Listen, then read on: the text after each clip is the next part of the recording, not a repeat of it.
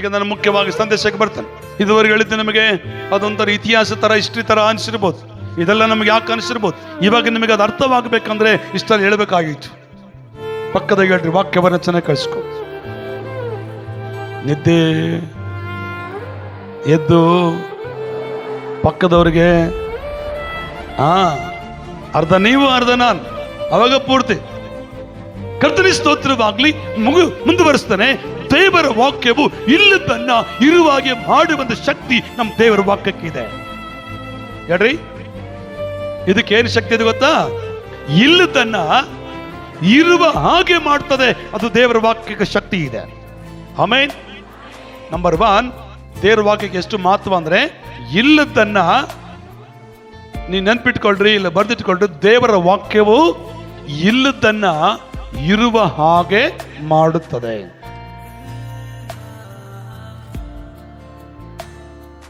ಯಾರು ವಾಕ್ಯವನ್ನು ನಂಬುತ್ತಾರೋ, ಯಾರು ವಾಕ್ಯವನ್ನು ಧ್ಯಾನಿಸ್ತಾರೋ, ಯಾರು ವಾಕ್ಯವನ್ನು ಅನುಸರಿಸ್ತಾರೋ, ಯಾರು ವಾಕ್ಯವನ್ನು ಗಮನಿಸ್ತಾರೋ, ಯಾರು ವಾಕ್ಯದ ನಡೀಲಿಕ್ಕೆ ತಮ್ಮ ಜೀವಿತ ತೀರ್ಮಾನ ಮಾಡಿಕೊಳ್ತಾರೋ, ಅವರ ಕುಟುಂಬವನ್ನ, ಅವರ ಜೀವಿತವನ್ನ ದೇವರು ಬದಲಿಸಲಿಕ್ಕೆ ಶಕ್ತನಾಗಿದ್ದಾನೆ. ದೇವರ ವಾಕ್ಯ ಸತ್ಯವಾದದ್ದು, ದೇವರ ವಾಕ್ಯ ನಿತ್ಯವಾಗಿರುವಂಥದ್ದು, ದೇವರ ವಾಕ್ಯ ನಮ್ಮ ಜೀವಿತವನ್ನು ಬದಲಾಯಿಸುವಂಥದ್ದು. ಆಮೆನ್. ಹಲ್ಲೆಲೂಯಾ. ಆದಿಕಾಂಡ ಪುಸ್ತಕಕ್ಕೆ ನಾವು ಬರೋಣ. 22ನೇ ಅಧ್ಯಾಯದಲ್ಲಿ ಆದಿಕಾಂಡ ಪುಸ್ತಕದಲ್ಲಿ ದೇವರ ವಾಕ್ಯ ಏನಾಗಿದೆ ಎಂಬ ನೋಡಿದ್ರೆ, ದೇವರ ವಾಕ್ಯವು ಇಲ್ಲದನ್ನ ಇರುವ ಹಾಗೆ ಮಾಡುವ ದೇವರೆಂಬುದಾಗಿ ಆದಿಕಾಂಡ ಪುಸ್ತಕದಲ್ಲಿ ಅಬ್ರಹಾಮನ ಜೀವಿತದಲ್ಲಿ ನೋಡುತ್ತೇವೆ ನಾವು ಆ ವಿಷಯವನ್ನ. 22ನೇ ಅಧ್ಯಾಯದಲ್ಲಿ 11ನೇ ವಚನದಿಂದ ನಾವು ಮುಂದುವರಿಸಿದ್ರೆ 14ನೇ ವಚನದವರೆಗೂ ಅಲ್ಲಿ ವಾಕ್ಯ ನಮಗೆ 22ನೇ ಅಧ್ಯಾಯ 11ನೇ ವಚನದಿಂದ 14ನೇ ವಚನ ಓದುವುದಾದ್ರೆ ದೇವರ ವಾಕ್ಯ ನಮಗೆ ಹೇಳ್ತದೆ, ಯೆಹೋವನ ದೂತನು ಆಕಾಶದೊಳಗಿನಿಂದ ಅಬ್ರಹಾಮನೇ ಅಬ್ರಹಾಮನೇ ಎಂದು ಅವನನ್ನು ಕರೆದನು. ಅದಕ್ಕೆ ಅಬ್ರಹಾಮನು ಇಗೋ ಇದ್ದೇನೆ ಅಂದನು. ಆ ದೂತನು ಅವನಿಗೆ, ನಿನ್ನ ಹುಡುಗನ ಮೇಲೆ ಕೈ ಹಾಕಬೇಡ, ಅವನಿಗೆ ಏನೂ ಮಾಡಬೇಡ, ನೀನು ನಿನ್ನ ಒಬ್ಬನೇ ಮಗನನ್ನಾದರೂ ನನಗೆ ಸಮರ್ಪಿಸುವುದಕ್ಕೆ ಹಿಂದೆ ಇಲ್ಲವಾದುದರಿಂದ ನೀನು ದೇವರಲ್ಲಿ ಭಯಭಕ್ತುಡನಾಗಿದ್ದೇನೆಂಬುದು ಈಗ ತೋರಿ ಬಂತು ಎಂದು ಹೇಳಿದನು. ಕೆಳಗಡೆ ಅಬ್ರಹಾಮನ ಕಣ್ಣೆತ್ತಿ ನೋಡುವಾಗ ತನ್ನ ಹಿಂದುಗಡೆ ಒಂದು ಟಗರು ಪೊದೆಯಲ್ಲಿ ಕೊಂಬುಗಳನ್ನು ಸಿಕ್ಕಿಕೊಂಡಿತ್ತು. ಅವನು ಹೋಗಿ ಅದನ್ನು ಹಿಡಿತಂದು ತನ್ನ ಮಗನಿಗೆ ಬದಲಾಗಿ ಹೋಮ ಮಾಡಿದನು. ಆ ಸ್ಥಳಕ್ಕೆ ಯೆಹೋವ ಈರೆ ಎಂದು ಹೆಸರಿಟ್ಟನು. ಹಲ್ಲೆಲೂಯಾ. ಕೈಗಳೆತ್ತರ ಹಲ್ಲೆಲೂಯಾ. ದೇವರ ವಾಕ್ಯ ಎಷ್ಟು ಮಹತ್ವವಾದದ್ದು ಗೊತ್ತಾ? ಇಲ್ಲದನ್ನ ಇರುವ ಹಾಗೆ ಮಾಡುವಂಥದ್ದು ದೇವರ ವಾಕ್ಯ. ಅವ್ರು ದೇವರು ಅಬ್ರಹಾಮನಿಗೆ ಅಲ್ಲಿ ನೋಡುವುದಾದ್ರೆ 22ನೇ ಅಧ್ಯಾಯದಲ್ಲಿ ನೋಡ್ತಾ ಇದ್ರೆ ಅಬ್ರಹಾಮನೇ ಎಂಬುದಾಗಿ ದೇವರು ಮಾತಾಡಿಸ್ತಾನೆ. ನಮಗೆಲ್ಲ ಗೊತ್ತಿರೋ ವಿಷಯ. ಮಾತನಾಡಿಸಿದ ಮಾತ್ರವಲ್ಲದೆ ಅಬ್ರಹಾಮನಿಗೆ ಹೇಳ್ತಾನೆ, ನೀನು ನಿನ್ನ ಮಗನನ್ನ ನಾನು ತೋರಿಸೋ ಬೆಟ್ಟಕ್ಕೆ ತೆಗೆದುಕೊಂಡು ಬಂದು ಬಲಿ ಕೊಡಬೇಕಂತ ಹೇಳ್ತಾನೆ. ಆಯ್ತಂತ ಒಪ್ಪಿಕೊಳ್ತಾನೆ. ದೇವ್ರು ಏನ್ ಬಲಿ ಕೊಡ್ಬೇಕಂತ ಹೇಳ್ತಾನೆ? ತನ್ನ ಮಗನನ್ನ. ಯಾರ ಮಗನನ್ನ? ಅಬ್ರಹಾಮನಿಗೆ. ಎಷ್ಟು ವರ್ಷ ಮಕ್ಕಳಾಗಿದೆ ನಮ್ಮೆಲ್ಲ ಗೊತ್ತಲ್ಲಮ್ಮ, ಹೇಳಿ. ಜೊತೆ ಮಕ್ಕಳು ಅಬ್ರಹಾಮ್ಗೆ ಎಷ್ಟು ವರ್ಷ ಮಕ್ಕಳಾಗಿದ್ದು? ಮದುವೆಗೆ 3 ವರ್ಷದಾಗ, 6 ವರ್ಷದಾಗ? ಜೋರಿಗೆ ಹೇಳ್ಬೇಕು, ನಿಮಗೆಲ್ಲ ಗೊತ್ತು. ಆದ್ರೆ ಇಲ್ಲಿ ದೇವ್ರ ವಾಕ್ಯ ನಾನು ಏನ್ ಹೇಳಕ್ಕೆ ಭಾವಿಸ್ತೇನೆ ಅಂದ್ರೆ, ಇಲ್ಲದನ್ನ ಇರುವಾಗೆ ಮಾಡುವ ಶಕ್ತಿ ದೇವ್ರ ವಾಕ್ಯಕ್ಕಿದೆ. ಅಲ್ಲಿ ಅಬ್ರಹಾಮನಿಗೆ ದೇವ್ರು ಹೇಳ್ತಾನೆ, ನಿನ್ನ ಮಗನನ್ನ ಬಲಿ ಕೊಡಂತ.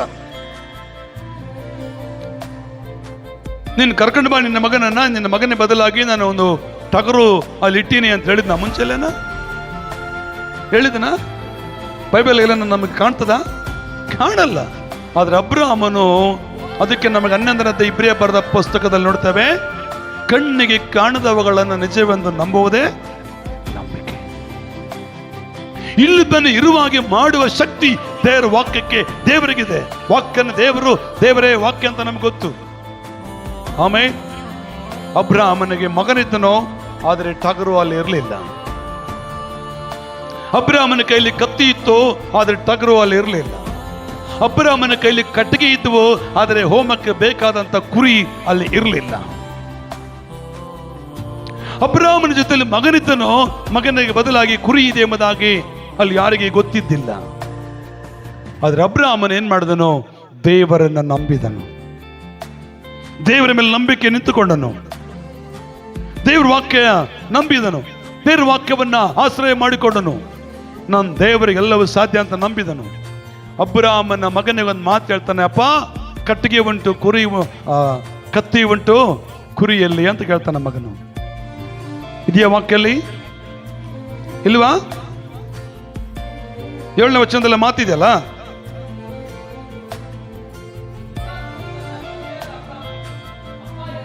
ಅಪ್ಪ ಎಂದು ಕರೆಯಲು ಈಸಾಕನು, ಇಗೋ ಬೆಂಕಿಯು ಕಟ್ಟಿಗೆ ಉಂಟು, ಹೋಮಕ್ಕೆ ಬೇಕಾದ ಕುರಿ ಎಲ್ಲೆಂದು ಕೇಳಿದಕ್ಕೆ ಅಬ್ರಹಾಮನು, ಹೋಮಕ್ಕೆ ಬೇಕಾದ ಕುರಿಯನ್ನು ದೇವರೇ ಒದಗಿಸುವನು. Hallelujah, ಹೇಳಿಗಡೆ hallelujah. ಈ ಮಧ್ಯಾಹ್ನ ಕಾಲ ಸಮಯದಲ್ಲಿ ನಾವು ದೇವ್ರ ವಾಕ್ಯವನ್ನ ನಂಬುವುದಾದ್ರೆ, ದೇವ್ರ ವಾಕ್ಯದ ಮಹತ್ವವನ್ನ ತಿಳ್ಕೊಂಡ್ರೆ, ಅಬ್ರಹಾಮನಿಗೆ ಇಲ್ಲದನ್ನ ಇರುವಾಗ ಹೆಂಗ್ ಮಾಡಿದನೋ, ನನ್ನ ಕುಟುಂಬದಲ್ಲಿ ಯಾವುದು ಕೊರತೆ ಉಳ್ಳದಾಗಿದೆಯೋ, ನನ್ನ ಜೀವನದಲ್ಲಿ ಯಾವುದು ನಿರಾಸೆಗೊಂಡಿದೆಯೋ ಅದನ್ನು ತೃಪ್ತಿಗೊಳ್ಳುವಂತೆ ಕರ್ತನು ಕಾರ್ಯ ಮಾಡಲಿಕ್ಕೆ ಶಕ್ತನಾಗಿದ್ದಾನೆ. ನಿಮ್ಮ ಚಪ್ಪಾಳೆ ಹೆಂಗಿದಾವ ಅಂದ್ರೆ, ಬೇಡ ಬೇಡ ಬೇಡ ಬೇಡ.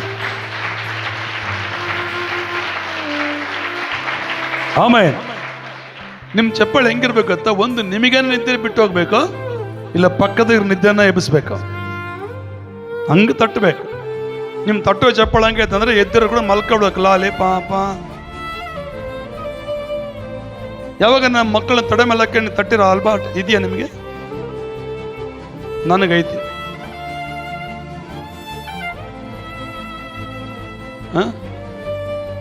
ನಿಮಗೆ ಯಾರಿಗಿಲ್ಲ?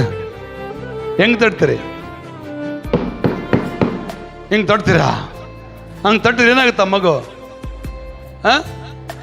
ಸರಿಗಡಿ, ಆ ಮಗು ಮಲ್ಗಬೇಕಾದ್ರೆ ಹೆಂಗ್ ತಟ್ಟಬೇಕು?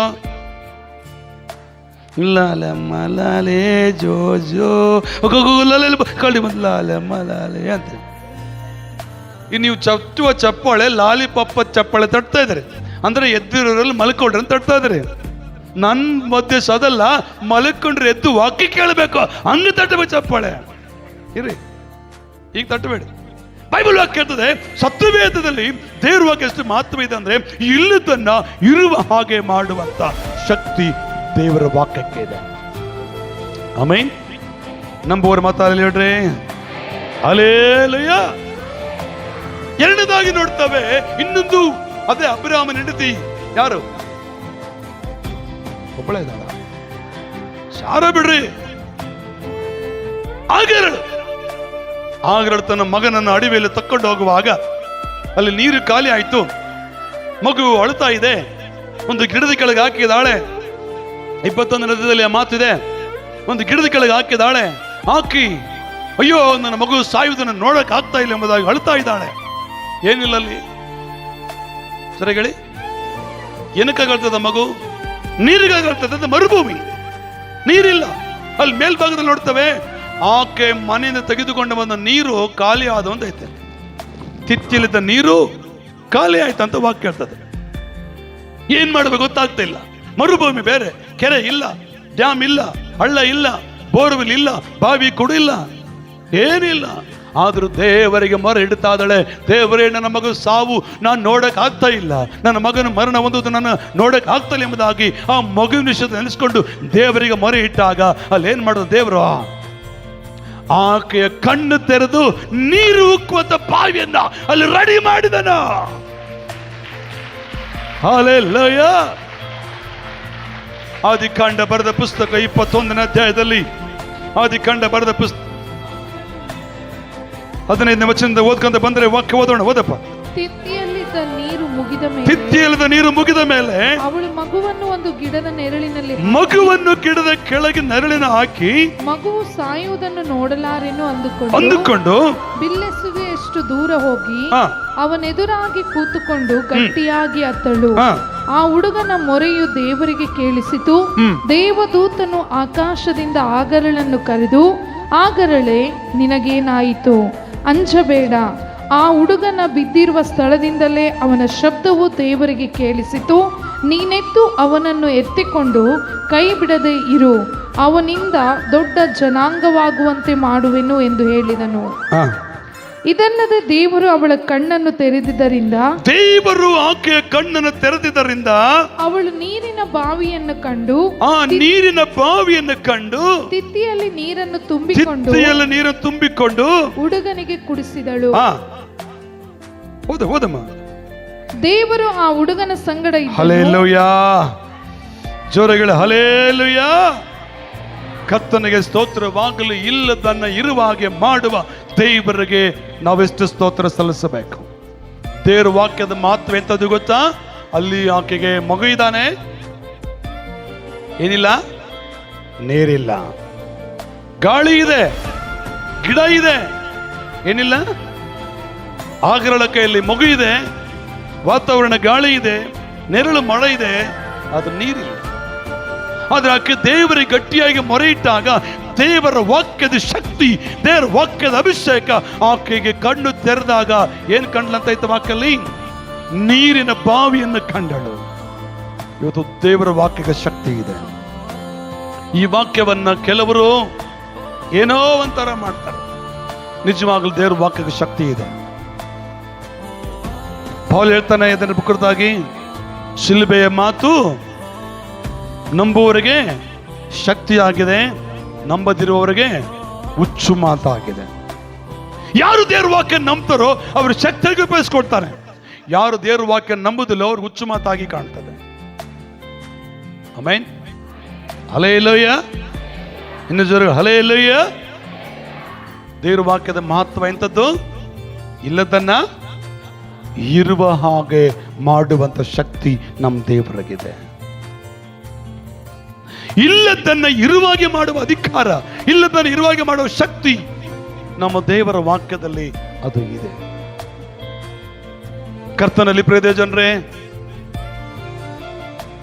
ಮೋಸೆ ಕಾಲದಲ್ಲಿ ಕೊಂಡು ನೋಡ್ತೇವೆ ನಾವು. ಮೋಸೆ ನಮಗೆ ನೀರಿಲ್ಲ, ಮೋಸೆ ನಮಗೆ ನೀರಿಲ್ಲ. ವಿಮೋಚನೆ ಕಾಂಡದಲ್ಲಿ ಬಂದು ನೋಡ್ತೇವೆ ನಾವು. ಏನ್ ಮಾಡಿದ್ರು? ಮೋಸೆ ಹತ್ರ ಬಂದು ಗೋಳಾಡಿದರು, ವೇದನೆ ಪಟ್ಟರು. ಮೋಸೆ ಏನ್ ಮಾಡಿದನು? ಪ್ರಾರ್ಥನೆ ಮಾಡಿದ, ದೇವರೇ ಇವರಿಗೆ ನೀರು ಎಲ್ಲಿಂದ ಕೊಡ್ಲಿ? ದೇವ್ರು ಹೇಳ್ತಾನೆ ಮೋಸೆಗೆ, ನಿನ್ನ ಕೈಲಿರೋ ಕೋಲ್ ತೆಗೆದುಕೊಂಡು ಬಂಡೆಗೆ ಹೊಡೆ. ಅಲ್ಲಿ ಬಂಡೆ ಇತ್ತು ಹೊರತು ನೀರಿರಲಿಲ್ಲ. ಯಾವಾಗ ಬಂಡೆಯನ್ನು ಹೊಡೆದ್ರು ಅಲ್ಲಿಂದ ಏನು ಬಂತು? ಹಲ್ಲೆಲೂಯ. ದೇವರ ವಾಕ್ಯಕ್ಕೆ ಶಕ್ತಿ ಇದೆ.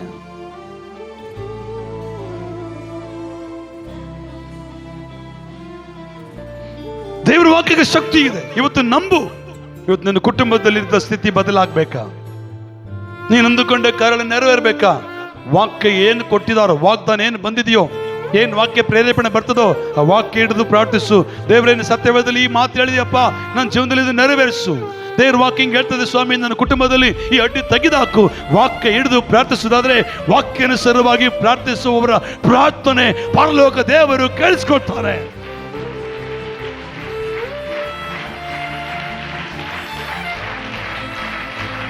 ಆಮೆನ್.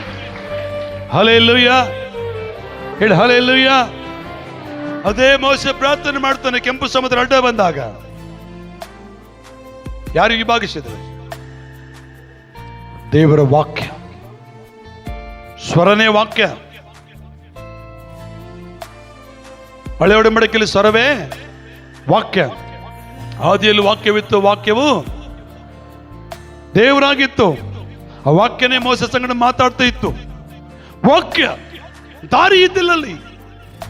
ದಾರಿಲ್ಲದ ಕಾಲದಲ್ಲಿ ದೇವರ ಮೋಸೆ ಪ್ರಾರ್ಥನೆ ಮಾಡಿದಾಗ, ಅದೇ ಕೋಲಿಂದ ಅದನ್ನು ಮುಟ್ಟುವಾಗ ಅಲ್ಲೇನಾಯ್ತು? ಒಣನೆಲವಾಗಿ ನಡೆದು ಹೋದ. ಇವತ್ತು ನನ್ನ ದೇವರಿಗೆ ಅಸಾಧ್ಯವಾದದ್ದು ಯಾವುದಾದ್ರೂ ಇದೆಯಾ? ಇದೆಯಾ? ಇದೆಯಾ? ಇದೆಯಾ? ಈ ಲೋಕದಲ್ಲಿ ಮನುಷ್ಯರು ಎಷ್ಟೇ ಶಕ್ತಿಶಾಲಿಗಳಾಗಿರ್ಬೋದು, ಎಷ್ಟೇ ಪಂಡಿತರಾಗಿರ್ಬೋದು, ಅದರ ವಾಕ್ಯವೇ ಶಕ್ತಿಯುಳ್ಳದ್ದು, ವಾಕ್ಯವೇ ಸತ್ಯವಾದದ್ದು. ವಾಕ್ಯವನ್ನು ನಂಬುವವನು, ವಾಕ್ಯದ ಮೇಲೆ ಆಧಾರಗೊಂಡವನು ದೇವರವನ್ನು ಕಾಪಾಡ್ತಾನೆ. ಆಮೆನ್. ಜೋರಗಳೇ ಹಲ್ಲೆಲೂಯ. ಯಾರು ವಾಕ್ಯವನ್ನು ನಂಬ್ತಿರೋ ಅವ್ರ ಕುಟುಂಬದಲ್ಲಿ ಕರ್ತನ ಖಂಡಿತ ದೇವರು ಕಾರ್ಯ ಮಾಡ್ತಾನೆ. ಯಾರು ವಾಕ್ಯವನ್ನು ಧ್ಯಾನಿಸ್ತಿರೋ ಅವರ ಮನನೇತ್ರಗಳನ್ನು ದೇವರು ತೆರೀತಾನೆ. ಯಾರು ವಾಕ್ಯವನ್ನು ಅನುಸರಿಸ್ತಿರೋ ಅವ್ರು ಹೋಗುವ ಪ್ರತಿಯೊಂದು ಸ್ಥಳದಲ್ಲಿ ದೇವರು ನಿಮ್ಮ ಜೊತೆ ಬರ್ತಾನೆ. ನನ್ನ ಕನ್ನಡ ಸ್ವಲ್ಪ ಸ್ಪೀಡ್ ಆಯ್ತಾ? ಯಾರು ವಾಕ್ಯವನ್ನು ನಂಬುತ್ತೀರೋ ಅವ್ರ ಜೀವನದಲ್ಲಿ ದೇವರು ದೊಡ್ಡ ಕಾರ್ಯ ಮಾಡ್ತಾನೆ. ಯಾರು ವಾಕ್ಯವನ್ನು ಧ್ಯಾನಿಸ್ತಿರೋ ಅವರ ಮನನೇತ್ರಗಳನ್ನು ದೇವರು ತೆರೀತಾನೆ. ಯಾರು ವಾಕ್ಯವನ್ನು ಅನುಸರಿಸಿ ನಡೀತಿರೋ ಅವ್ರ ಜೊತೆ ದೇವ್ರು ನಡ್ಕೊಂಡು ಬರ್ತಾನೆ. ಆಮೇಲೆ ದಾನಿಯೇಲನ ಕಾಲದಲ್ಲಿ, ಶದ್ರಕ್ ಮೇಷಕ್ ಅಬೇದ್ನೆಗೋರ ಕಾಲದಲ್ಲಿ ದೇವರ ವಾಕ್ಯವನ್ನು ಅವರು ಅನುಸರಿಸಿ ನಡೆಯುವಂತರಾಗಿದ್ರು. ನಮಗೆಲ್ಲ ಗೊತ್ತು, ದಾನಿಯೇಲನ ಬರೆದ ಪುಸ್ತಕ 3ನೇ ಅಧ್ಯಾಯದಲ್ಲಿ ಶದ್ರಕ್ ಮೇಷಕ್ ಅಬೇದ್ನೆಗೋ ಬರ್ತಾರೆ. ದಾನಿಯೇಲನ ಪುಸ್ತಕ 6ನೇ ಅಧ್ಯಾಯದಲ್ಲಿ ದಾನಿಯೇಲನ ಬರ್ತಾನೆ. ಅವರು ಬೆಂಕಿಯಲ್ಲಿ ನಡೆದು ಹೋಗ್ಬೇಕಾದ್ರೆ ಯಾರು ಬಂದ್ರು ಅವ್ರ ಜೊತೆಲಿ? ಯಾರು ಬಂದ್ರು? 4ನೇ ವ್ಯಕ್ತಿ ರೂಪ ಹೆಂಗಿತ್ತಂತೆ? ದೇವಕುಮಾರನ ರೂಪದಂತಿತ್ತಂತ ದಾನಿಯೇಲನ ಪುಸ್ತಕ 3ನೇ ಅಧ್ಯಾಯದಲ್ಲಿ ನಾವು ನೋಡುತ್ತೇವೆ. ಇವತ್ತು ದೇವರ ವಾಕ್ಯವನ್ನು ಯಾರು ಅನುಸರಿಸಿ ನಡೀತಿರಲ್ಲ, ಹಂಗ ಅನುಸರಿಸಿ ನಡೆದ್ರೆ ನೀನು ಎಲ್ಲಿಗೂ ಹೋದ್ರು ಅಲ್ಲಿಗೆ ದೇವರು, ದೇವದೂತರು ನಿಮ್ ಜೊತೆಲೆ ಬರ್ತಾರೆ. ಹಿಂಬಲವಾಗಿ ಮುಂಬಲವಾಗಿ ಅವರು ಕಾಪಾಡ್ತಾರೆ. ಆಮೆನ್. ಹಲ್ಲೆಲೂಯಾ. ನಂಬು, ದೇವರ ವಾಕ್ಯ ನಂಬು, ದೇವರ ವಾಕ್ಯವನ್ನು ಧ್ಯಾನಿಸು. ಸಮಯ ಸಿಕ್ಕಾಗಲ್ಲ ಬೈಬಲ್ ಓದು, ಸಮಯ ಸಿಕ್ಕಾಗಲ್ಲ ದೇವರ ವಾಕ್ಯನ ಆಲೋಚನೆ ಮಾಡು. ಹೌದು, ಈ ಭಾನುವಾರ ಏನು ವಾಕ್ಯ ಹೇಳಿದ್ರು? ಮೊಬೈಲ್ ಇದೆ, ಮೊಬೈಲಲ್ಲಿ ಯೂಟ್ಯೂಬಲ್ಲಿ ನೋಡ್ತಾ ಇದೆಯಾ? ಅನೇಕ ದೇವರ ಸೇವಕರು ಮಾತಾಡುವ ವಾಕ್ಯಗಳನ್ನ ಕೇಳಿಸ್ಕೊತಾ ಇದೆಯಾ? ಏನು ವಾಕ್ಯ ಹೇಳಿದ್ರು? ಇದು ನನ್ನ ಜೀವಿತಕ್ಕೆ ಹೆಂಗೆ ಅಳವಡಿಸ್ಕೊಳ್ಬೇಕು, ಇದು ನನ್ನ ಹೆಂಗೆ ಅನುಸರಿಸಬೇಕು, ಇದನ್ನ ಹೇಗೆ ಧ್ಯಾನಿಸಬೇಕು, ಹಾಗೆ ವಾಕ್ಯದ ಕಡೆಗೆ ಮನಸ್ಸಿಡುವುದಾದ್ರೆ, ವಾಕ್ಯದ ಕಡೆಗೆ ಗಮನ ಹರಿಸುವುದಾದ್ರೆ ನಿನ್ನ ಕುಟುಂಬ ಇದ್ದ ಸ್ಥಿತಿಯಲ್ಲಿ ದೇವರು ಬಿಡುವುದಿಲ್ಲ, ಆತನ ಆಶೀರ್ವದಿಸ್ತಾನೆ. ಆಮೆನ್. ಜೋರಗಳೇ ಹಲ್ಲೆಲೂಯಾ. ಇವತ್ತು ಮಧ್ಯಾಹ್ನ ಕಾಲ ಸಮಯ ವಾಕ್ಯಕ್ಕೆ ಶಕ್ತಿ ಇದೆ. ಹೇಳ್ರಿ, ದೇವರ ವಾಕ್ಯಕ್ಕೆ ಶಕ್ತಿ ಇದೆ.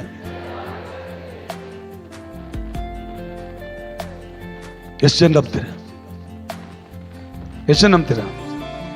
ಯಾವುದು ಶಕ್ತಿ ಇದೆ? ದೇವರ ವಾಕ್ಯಕ್ಕೆ ಶಕ್ತಿ ಇದೆ. ದೇವರ ವಾಕ್ಯ ಇಲ್ಲದ ನಿರ್ವಾಗೆ ಮಾಡ್ತದೆ. ಎರಡನೇದಾಗಿ ಮುಂದುವರಿಯೋಣ. Thank you Jesus Lord. ದೇವರ ವಾಕ್ಯ ನಮಗೆ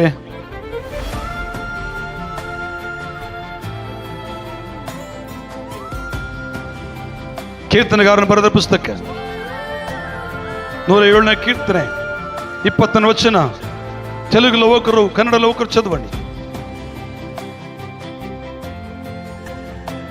ದೇವರ ವಾಕ್ಯ ನಮಗೇನ್ ಮಾಡ್ತದೆ?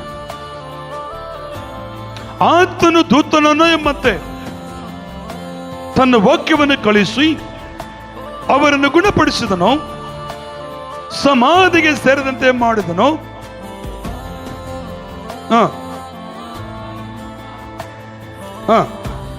ಕೊಂಡಾಡಲಿ. ಹಲ್ಲೆಲೂಯಾ.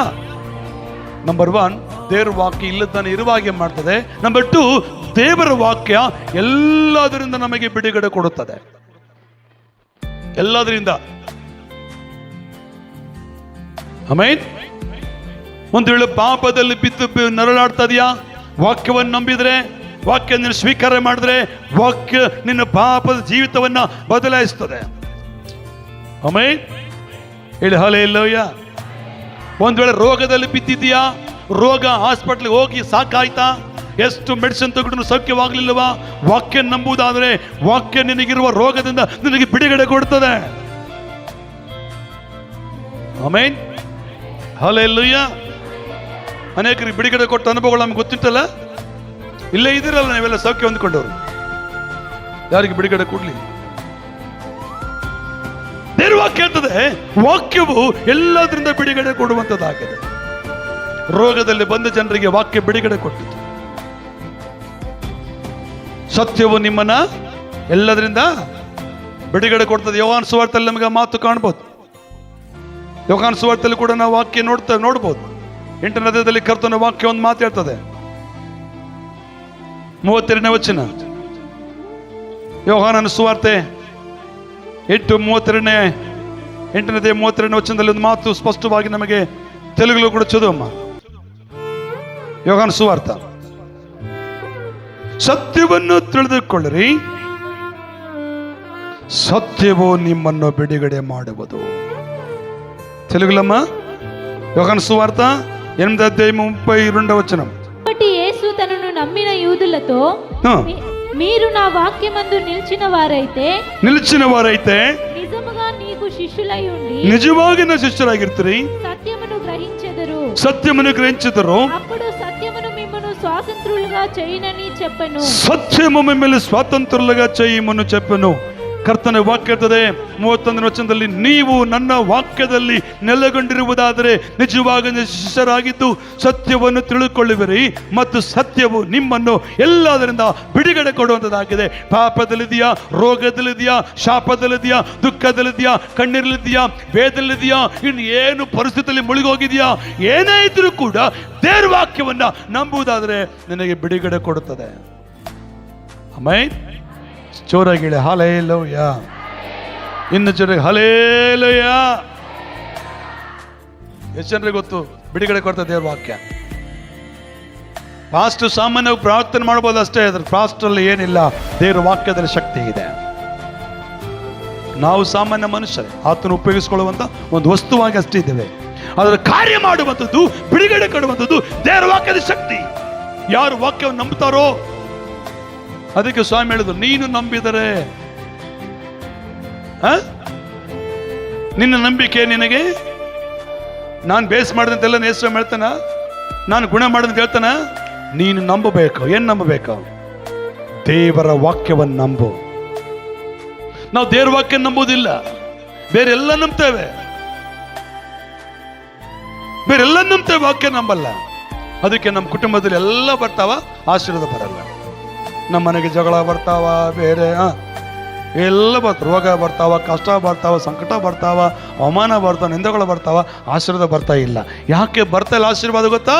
ದೇವರ ವಾಕ್ಯ ನಂಬ್ತಾ ಇಲ್ಲ. ಅದೇ ವಾಕ್ಯ ಬಿಡು, ಅದೇ ಬೈಬಲ್ ಬಿಡು, ಅದೇ ಮಾತಾಡ್ತಾರೆ ಬಿಡು, ಇದು ಬೇಡ. ಎಷ್ಟು ಸಾರಿ ಕೇಳಿದರೂ ಕೂಡ ಈ ವಾಕ್ಯ ಹೊಸದಾಗಿರ್ತದೆ, ಇದು ಹಳೇದಾಗುವುದಿಲ್ಲ. ಆಮೆನ್. ಹಲ್ಲೆಲೂಯ. ಜೋರಾಗಿ ಹಲ್ಲೆಲೂಯ. ದೇವರ ವಾಕ್ಯಕ್ಕೆ ಏನಿದೆ? ಎಲ್ಲದರಿಂದ ಬಿಡುಗಡೆ. ಎಷ್ಟು ಜನರಿಗೆ ಬಿಡುಗಡೆ ಬೇಕು? ಬಿಡುಗಡೆ ಬೇಕಾ? ಬಿಡುಗಡೆ ಬೇಕಾ? ಮತ್ತೆ ನೀನೇನ್ ಮಾಡ್ಬೇಕು? ನಂಬ್ತೀಯ ವಾಕ್ಯವನ್ನ? ಬಹಳ ಸರ್ ನಂಬಲ್ಲ. ನಾವು ನಂಬಿದಂಗಿರ್ತೀವಿ, ನಂಬಿರಂಗಿಲ್ಲ. ನೋಡ್ದಂಗಿರ್ತೀವಿ, ನೋಡಿರಂಗಿಲ್ಲ ಅಂತಾರೆ ನೋಡು, ಹಂಗಿರ್ತೀವಿ ನಾವು. ಅದಕ್ಕೆ ನಮ್ಮ ಕುಟುಂಬದಲ್ಲಿ ಆಶೀರ್ವಾದ. ವಾಕ್ಯ ನಂಬು, ಪ್ರತಿ ಕ್ಷಣದಲ್ಲಿ ವಾಕ್ಯದ ಕಡೆ ಗಮನ ಹರಿಸು. ನೀನು ಮಾಡು ಪ್ರತಿಯೊಂದು ಕೆಲಸದಲ್ಲಿ ವಾಕ್ಯದ ಕಡೆ ಗಮನ ಹರಿಸಿ ಕೆಲಸ ಸ್ಟಾರ್ಟ್ ಮಾಡು. ವಾಕ್ಯ ಏನ್ ಹೇಳ್ತದೆ ಅದಕ್ಕೆ ಅನುಸಾರ ನಡಿ. ವಾಕ್ಯ ಏನ್ ಹೇಳ್ತದೆ ಅದ್ರ ಪ್ರಕಾರ ಜೀವನ ಮಾಡ್ಲಿಕ್ಕೆ ತೀರ್ಮಾನ ಮಾಡಿಕೋ. ವಾಕ್ಯ ನಿಮ್ಮನ್ನ ಎಲ್ಲದರಿಂದ ಬಿಡುಗಡೆ ಕೊಡುವಂತ ಶಕ್ತಿ ಇದೆ. ಆಮೆನ್. ಹಲ್ಲೆಲೂಯ. ಈಗಿನ ಪೌಲನದ ಕರೆಯಂತ ವ್ಯಕ್ತಿ ಮುಂಚೆ ಸೌಲನಾಗಿದ್ದ. ಎಷ್ಟು ಜನ ಗೊತ್ತು? ಈಗ ನಾವೆಲ್ಲರೂ ಪೌಲ್ ಅಂತ ಹೇಳ್ತೀವಲ್ಲ, ಆತನ ಮುಂಚೆ ಏನಾಗಿದ್ದನು? ಸೌಲನಾಗಿದ್ದ. ಆತನು ವಾಕ್ಯವನ್ನು ನಂಬದೇ ಇರುವ ಕಾಲದಲ್ಲಿ ವಿರುದ್ಧವಾಗಿ ಮಾತಾಡ್ತಾ ಇದ್ದ, ವಿರುದ್ಧವಾಗಿ ಕೆಲಸ ಮಾಡ್ತಾ ಇದ್ದ.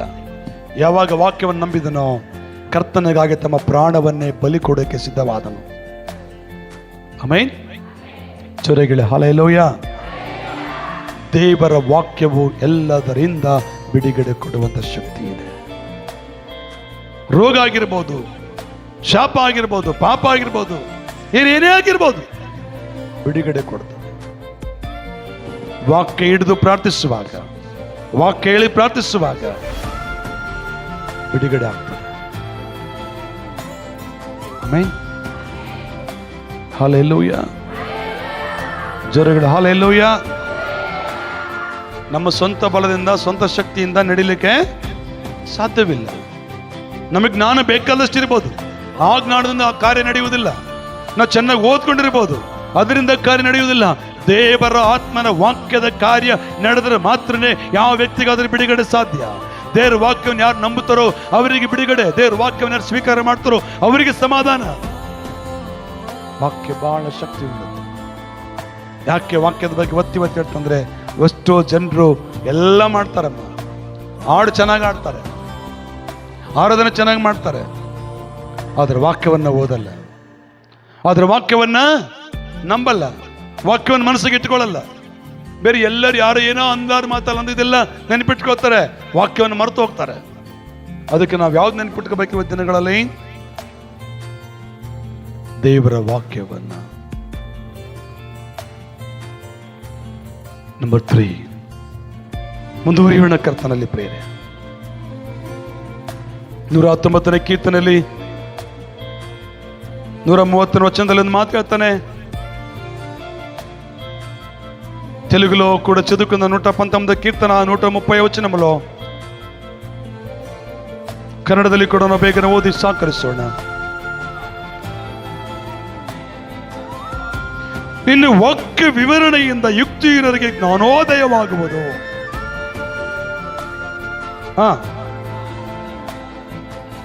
ನಿನ್ನ ಆಜ್ಞೆಗಳನ್ನು ಲವಲವಿಕೆಯಿಂದ ಆಶಿಸುತ್ತೇನೆ, ಅಭಿಮುಖನಾಗಿ ಕರುಣಿಸು.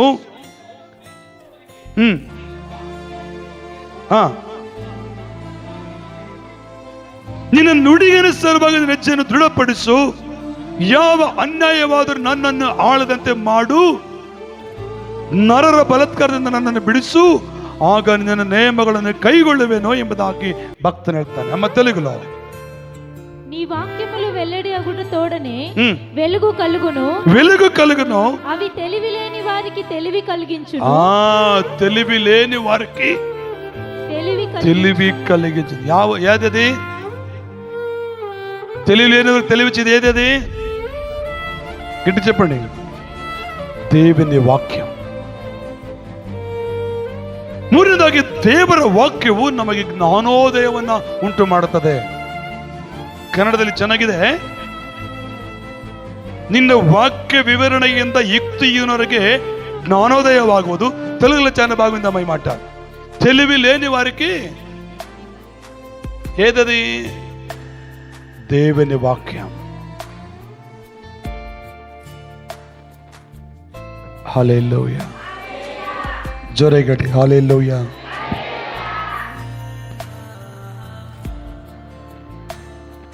ಇವತ್ತು ನಾವು ಒಂದಿಷ್ಟಲ್ಲಿ ಜ್ಞಾನ ಇಲ್ಲದವರಾಗಿದ್ವಿ, ಸರಿಯಾಗಿ ಮಾತಾಡಲಿಕ್ಕೆ ಬಾರದವರಾಗಿದ್ವಿ. ಆದರೆ ಕರ್ತನ ವಾಕ್ಯ ನಮ್ಮನ್ನು ಮಾತನಾಡುವಂತ ಕೃಪೆ ಕೊಟ್ಟು ಹೇಗೆ ಅದನ್ನ ತಿಳಿಸಬೇಕಂತ ಜ್ಞಾನವನ್ನು ಕರ್ತನ ಕೊಟ್ಟಿದ್ದಾನೆ. ಇದೆಲ್ಲಿಂದ ಬರಲು ಸಾಧ್ಯವಾಯ್ತು ಗೊತ್ತಾ? ನಾನು ಓದಿದ ವಿದ್ಯಾಭ್ಯಾಸದ ಮೂಲಕವಲ್ಲ, ಸತ್ಯವೇದವನ್ನು ಧ್ಯಾನಿಸುವುದರ ಮೂಲಕವಾಗಿ. ವಾಕ್ಯವನ್ನು ಓದುವವರಿಗೆ ಜ್ಞಾನವಿಲ್ಲದವರಿಗೆ ಜ್ಞಾನವನ್ನು ಕೊಡುತ್ತಾನೆ. ಆಮೆನ್. ಜೋರಗಳೇ ಹಲ್ಲೆಲೂಯಾ. ದೇವರ ವಾಕ್ಯವು ಏನ್ ಮಾಡ್ತದೆ? ನಮಗೆ ಜ್ಞಾನೋದಯವನ್ನುಂಟು ಮಾಡುತ್ತದೆ. ಹೇಳ್ರಿ, ಎಷ್ಟು ನಂಬ್ತೀರಿ? ಜ್ಞಾನೋದಯ ಎಲ್ಲಿಂದ ಬರ್ತದೆ ನಮಗೆ? ದೇವರ ವಾಕ್ಯದ ಜ್ಞಾನೋದಯ ಯಾರಿಗಾಗ್ತದೋ ಅವ್ರು ಸುಮ್ಮನಿರೋದಿಲ್ಲ, ಅವ್ರು ಪ್ರಾರ್ಥನೆ ಮಾಡ್ತಾರೆ. ದೇವರ ವಾಕ್ಯದ ಜ್ಞಾನೋದಯ ಯಾರಿಗಾಗ್ತದೆ? ಅವ್ರು ಸುಮ್ಮನಿರೋದಿಲ್ಲ, ದೇವರ ವಾಕ್ಯವನ್ನ ಅನೇಕರು ತಿಳಿಸ್ತಾರೆ. ದೇವರ ವಾಕ್ಯದ ಜ್ಞಾನೋದಯ ಯಾರಿಗಾಗ್ತದೆ? ಅವ್ರು ಸುಮ್ಮನಿರೋದಿಲ್ಲ, ಅನೇಕರಿಗೋಸ್ಕರ ಕಣ್ಣೀರಿಡ್ತಾರೆ. ದೇವರ ವಾಕ್ಯ ಜ್ಞಾನೋದಯ ಆದವರು ಸುಮ್ಮನಿರೋದಿಲ್ಲ, ಅವರು ಮಾಡಿದ ಪಾಪಗಳನ್ನು ಒಪ್ಪಿಕೊಂಡು ಪಶ್ಚಾತ್ತಾಪ ಪಡ್ತಾರೆ. ಅಯ್ಯೋ, ನಾನು ತಪ್ಪು ಮಾಡಿದ್ನಲ್ಲ, ನಾನು ತಪ್ಪು ನಡೆದ್ನಲ್ಲ, ಇದು ತಪ್ಪುದಾರಿಗೆ ಹೋದ್ನಲ್ಲ ಎಂಬುದಾಗಿ ಅವರು ಪಶ್ಚಾತ್ತಾಪ ಪಡುತ್ತಾರೆ. ಆಮೆನ್. ಹಲ್ಲೆಲೂಯಾ. ದಾವೀದ ಜನರಿಗೆ ಗೊತ್ತು, ದಾವೀದನು ಸರಿ ತಪ್ಪು ಮಾಡ್ತಾನೆ. ತಪ್ಪು ಮಾಡಿದಾಗ ಬಂದು ಒಬ್ಬ ಪ್ರವಾದಿ ದೇವರ ಸೇವಕನು ಬಂದು ಹೇಳ್ತಾನೆ. ಹೇಳಿದುಕೊಳ್ಳೋನೇನ್ ಮಾಡ್ತಾನೆ? ಪಶ್ಚಾತ್ತಾಪ ಪಡ್ತಾನೆ. ಯಾಕೆ? ದಾವೀದನ ದೇವರ ವಾಕ್ಯ ಗೊತ್ತಿತ್ತು. ದಾವೀದನ ದೇವರ ವಾಕ್ಯ ಗೊತ್ತಿತ್ತು. ಆ ಗೊತ್ತಿರೋದಕ್ಕಾಗಿ ತಾನು ಮಾಡಿ ತಪ್ಪು ತಿಳ್ಕೊಂಡು ಪಶ್ಚಾತ್ತಾಪ ಪಡ್ತಾನೆ. ನಾನು ಪಾಪಿ ದೇವರೇ, ನಾನು ದ್ರೋಗಿ ಎಂಬುದಾಗಿ ಒಪ್ಪಿಕೊಳ್ತಾ ಇದ್ದಾನೆ. ಇವತ್ತು ನಾವು ಮಾಡ್ತಾನೆ ಇದೀವಿ ಪಾಪಗಳನ್ನು. ಯಾಕೆ ಮಾಡ್ತಾ ಇದೀವಿ? ಆಗ ತಪ್ಪು ಮಾಡಬಾರ್ದು ಅನ್ಕೊಂಡಿರ್ತೀವಿ, ಮತ್ತೆ ಮಾಡ್ತಾ ಇದೀವಿ. ಯಾಕೆ? ವಾಕ್ಯ ನಮಗೆ ಗೊತ್ತಿಲ್ಲ ಸರಿಯಾಗಿ. ಚೆನ್ನಾಗಿ ವಾಕ್ಯ ತಿಳಿದವನು ಪಾಪಕ್ಕೆ ಕೈ ಹಾಕುವುದಿಲ್ಲ. ಇವತ್ತು ಯಾಕಿನ್ನು ಪಾಪದಲ್ಲಿ ಜನರು ಹಾಗೆ ನರಳ್ತಾ ಇದ್ದಾರೆ, ಯಾಕಿನ್ನು ಪಾಪದಲ್ಲಿ ಜನ ಈಜಾಡ್ತಾ ಇದ್ದಾರೆ? ಅವ್ರಿಗೆ ವಾಕ್ಯದ ಸತ್ಯ ಗೊತ್ತಿಲ್ಲ. ವಾಕ್ಯವನ್ನು ಪರಿಪೂರ್ಣ ಅರ್ಥ ಮಾಡಿಕೊಂಡ ವ್ಯಕ್ತಿ ಪಾಪ ಮಾಡೋದಕ್ಕೆ ಹೋಗುವುದಿಲ್ಲ. ಯೋಸೇಫನ ವಾಕ್ಯದ ವಿವರ ಗೊತ್ತಿತ್ತು, ಯೋಸೇಫನ ದೇವರ ಮಾತು ಗೊತ್ತಿತ್ತು. ಅದಕ್ಕೆ ಏನ್ ಮಾಡಿದನು ಯೋಸೇಫನು? ಹೋದ್ನ? ದಾನಿಯೇಲನ ದೇವರ ವಾಕ್ಯ ಗೊತ್ತಿತ್ತು. ಅದಕ್ಕೆ ದಾನಿಯೇಲ ಏನ್ ಮಾಡಲಿಲ್ಲ? ನಾನು ರಾಜನು ಕುಡಿಯುವ ದ್ರಾಕ್ಷರಸನ್ನು ಕುಡಿದು ರಾಜನು ಸೇವಿಸುವ ಆಹಾರ ಸೇವಿಸಿ ನನ್ನನ್ನು ನಾನು ಅಶುದ್ಧ ಮಾಡಿಕೊಳ್ಳುವುದಿಲ್ಲ ಎಂಬುದಾಗಿ ನಿಶ್ಚಯಿಸಿಕೊಂಡನು. ಯಾಕಂದ್ರೆ ವಾಕ್ಯದ ಜ್ಞಾನ ಆ ದಾನಿಯೇಲನಿಗಿತ್ತು. ಇವತ್ತು ನಿನ್ನ ಜೀವನದಲ್ಲಿ, ನಿನ್ನ ಕುಟುಂಬದಲ್ಲಿ ದೇವರು ನಂಬಿಕೊಂಡು ನಿನ್ನ ಪಾಪ ಮಾಡ್ತಾ ಇದೀಯಾ? ದೇವರು ನಂಬಿಕೊಂಡು ನಿನ್ನ ಪಾಪದಲ್ಲಿ ಜೀವಿಸ್ತಾ ಇದೀಯಾ? ಇವತ್ತು ತೀರ್ಮಾನ ಮಾಡಿಕೊ. ದೇವರ ವಾಕ್ಯ ಜ್ಞಾನವಿಲ್ಲದವರಿಗೆ ಜ್ಞಾನವನ್ನು ಕೊಡುತ್ತದೆ. తెలివిలేని వారికి అమ్మా తొందరగా చదవాలి. నీ వాక్యములు వెల్లడి అగుట తోడనే వెలుగులు కలుగును. అవి తెలివిలేని వారికి తెలివిని కలుగ చేస్తున్నారు. ఏవేవి? ఆయన వాక్యం, ಆತನ ವಾಕ್ಯವನ್ನು ಯಾರು ನಂಬ್ತಾರೋ, ಆತನ ವಾಕ್ಯವನ್ನ ಯಾರು ಸ್ವೀಕಾರ ಮಾಡ್ತಾರೋ ಅವರಿಗೆ ಜ್ಞಾನ ಕರ್ತನ ಕೊಡ್ತಾನೆ. ಹಲ್ಲೆಲೂಯಾ. ಇದೀರಾ? ಮುಂದುವರಿಯೋಣ. ಕರ್ತನ ಸ್ತೋತ್ರವಾಗಿ ಮತ್ತೊಂದು ಮುಂದುವರಿಯೋಣ. 4 ಗಮನಿಸುತ್ತಾ ಬರೆದಾದ್ರೆ ರೋಮಾಪುರದ ಬರೆದ ಪತ್ರಿಕೆಗೆ ಬರೋಣ. ಅಪೊಸ್ತಲ ಪೌಲನು ಹೊಸ ಒಡಂಬಡಿಕೆಯಲ್ಲಿ 10ನೇ ಅಧ್ಯಾಯ 17ನೇ ವಚನದಲ್ಲಿ ಒಂದು ಮಾತು ಹೇಳ್ತಾನೆ ಪೌಲನು. ನೋಡೋಣ. 10ನೇ ಅಧ್ಯಾಯ 17ನೇ ವಚನ. కాగా వినుట వలన విశ్వాసము కలుగును, వినుట క్రీస్తును గూర్చిన మాట వలన కలుగును. అయినను నేను చెప్పున్నదేమనగా, వారు వినలేదా? వారి స్వరము భూలోకమంతటికిని, వారి మాటలు భూదిగతములంత వరకును బయలు వెళ్ళెను.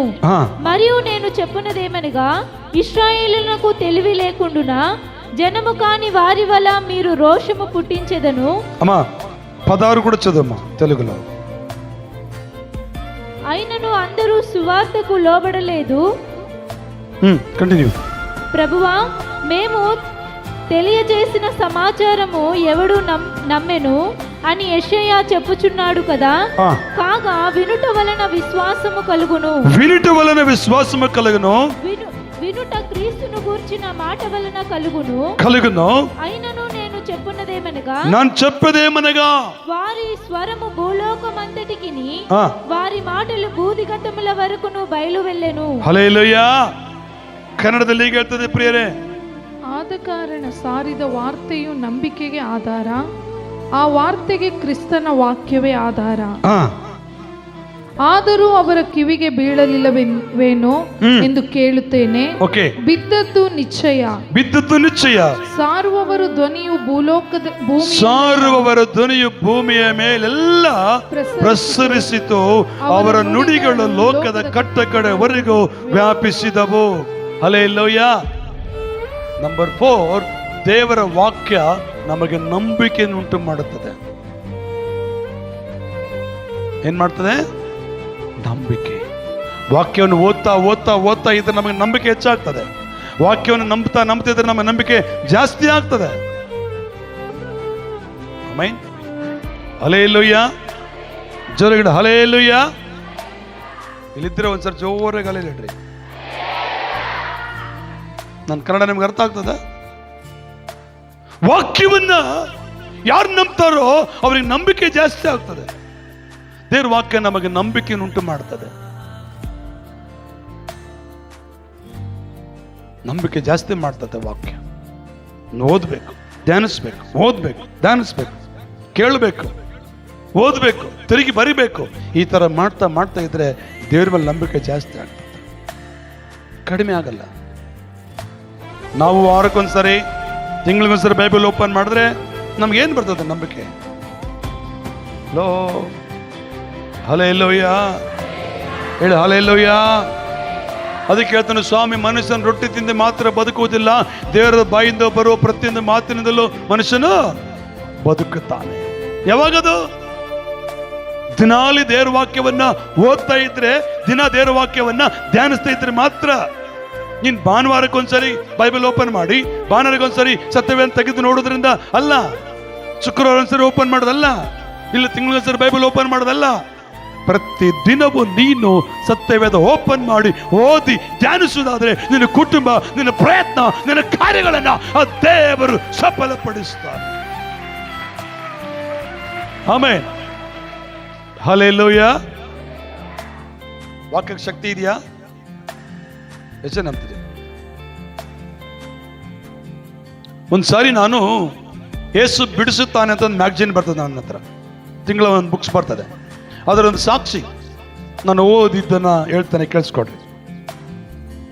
ನಿಮಗೆ ಕೂಡ ಹೇಳಿರ್ಬೇಕು, ಅದಕ್ಕೆ ಮುಂಚೆ ತೆರಿಗೆ ಹೇಳ್ತಾನೆ. ಒಂದ್ಸಾರಿ ಒಂದು ವ್ಯಕ್ತಿ ಆತ್ಮಹತ್ಯೆ ಮಾಡ್ಕೊಂಡು ಸತ್ತೋಗ್ಬೇಕಂತ ಮನೇಲಿದ್ದಾನೆ. ಆತ್ಮಹತ್ಯೆ ಮಾಡ್ಕೊಂಡು ನಾನು ಇರಬಾರ್ದು, ಸತ್ತೋಗ್ಬಿಡ್ಬೇಕಂತ ಈ ತೀರ್ಮಾನ ತಗೊಂಡಿದ್ದಾನೆ. ಎಲ್ಲ ರೆಡಿ ಮಾಡ್ಕೊಂಡಿದ್ದಾನೆ, ಇನ್ನು ಸಾಯ್ಬೇಕು. ದೊಡ್ಡ ಬಿರುಗಾಳಿ ಬಂದು ಒಂದು ಪೇಪರ್ ಆತನ ಕಿಟಕಿ ಒಳಗಿಂದ ಮನೆಯೊಳಗೆ ಬಿತ್ತಂತೆ. ಕಿಟಕಿ ಓಪನ್ ಆಗಿದೆ, ಕಿಟಕಿ ಒಳಗಿಂದ ಪೇಪರ್ ಬಿತ್ತಂತೆ. ಅದರಲ್ಲಿ ಓದಿದ್ದ ನಾನು ಹೇಳ್ತಾನೆ.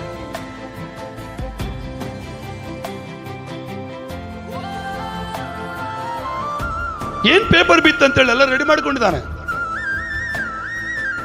ಏನ್ ಮಾಡ್ಲಿಕ್ಕೆ?